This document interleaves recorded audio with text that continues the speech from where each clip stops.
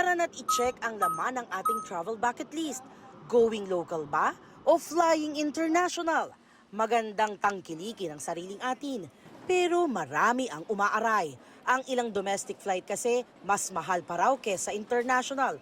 Mas pinipili ko international eh. Medyo mas mura siya compare sa Pilipinas. Siguro ng mga 3,000 to 2,000 pesos. Ayon kay Rafael, mas malinaw ang diferensya kapag kinumpara ang gastos sa tour packages abroad at sa mga sikat na local destination. Next week pupunta kaming Vietnam. Yung mga price nila kasi, halimbawa sa tour, siguro doon mga 3 to 5K, marami ka na napuntahan na lugar. Kung i-compare ko siya halimbawa sa Baguio, siguro mga 10K para halos malibot mo lahat sila. Dito pa lang yun, Oo, by dito land pa lang pa. yun. Oo. Oo, by land pa. Si Jose naman, nagkukumpara muna ng mga ticket price bago mag-book out of town o papuntang abroad. Pero kahit may seat sale, mas mahal pa raw minsan ng domestic flights. Yes, yun yung mga seat sale. Kaso, yun nga, dahil sa ang dami nag-aabang na katulad ko, minsan nagka-crash yung mga website ng mga airlines. And upon comparing, mas mahal talaga yung domestic flight natin compared pag internationally. Kaya ang ilan mas pinipili lang talagang sa ibang bansa magbakasyon. International. Kasi, Mas mahal sa Pilipinas eh. Transportation po, mahirap dito. kung saan daw mahal? Siargao po. Sinuri ng GMA Integrated News Research ang presyuhang makikita sa Google Flights data para sa ilang biyahe mula Manila na may departure date na February 1, 2026 at return date na February 7 ngayong taon. Base sa kanilang kwenta sa average price ng round-trip economy flight ticket para sa 22 piling local at international destination, pinakamataas ang average price ng flight ticket mula Maynila papuntang Basco, Batanes na umabot sa mahigit 40,000 pesos.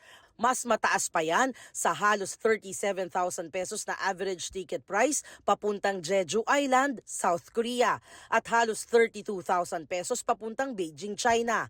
Ang lumalabas na average price ng ticket papuntang Coron, Palawan na mahigit 28,000 pesos, mas mataas sa average pricing para sa ticket sa 13 international destinations. Kabilang ang Shanghai, China, Chiang Mai, Thailand, Bali, Indonesia, Seoul, South Korea at Tokyo, Japan. Ginanap ang ASEAN Tourism Forum sa Cebu. Ayon sa ating Department of Tourism, pag-uusapan doon ang pagsusulong sa Southeast Asia bilang pangunahing destinasyon para sa turismo. Base sa datos na nakuha ng GMA Integrated News Research mula sa ASEAN database para sa taong 2024, Thailand ang pinakabinisitang ASEAN nation kung saan naitala ang mahigit 35 million tourist arrivals. Base rin sa bilang ng tourist arrivals, ikapito ang Pilipinas na nagtala ng halos 6 na milyon. Naungusan ito ng Malaysia, Vietnam, Singapore, Indonesia at Cambodia. Ayon sa Malacanang, may iba't ibang dahilan kaya mas mahal ang presyo ng local flights kumpara sa papuntang abroad. May mga nag-ooperate, mga smaller aircraft na nakakapag-accommodate lamang ng 60 to 70 passengers, pero pareho po ng operational cost as compared sa jet economics na nakakapag-accommodate ng 200 passengers. So kung tutuusin nyo, mas mahal po talaga pag smaller craft ang magagamit. Pero karaniwan po talaga, smaller craft lang ang pwedeng bumiyahe sa mga magagandang destination dito sa Pilipinas. Gumawa na raw ng hakbang ang iba't ibang ahensya. Sa pagkakaalam ko, yung chief na concern is the high price of airfare. And that is why nakipag-ugnayan na po tayo sa Department of Transportation dahil sila naman po yung primary agency na may mandato to determine the transport of the country.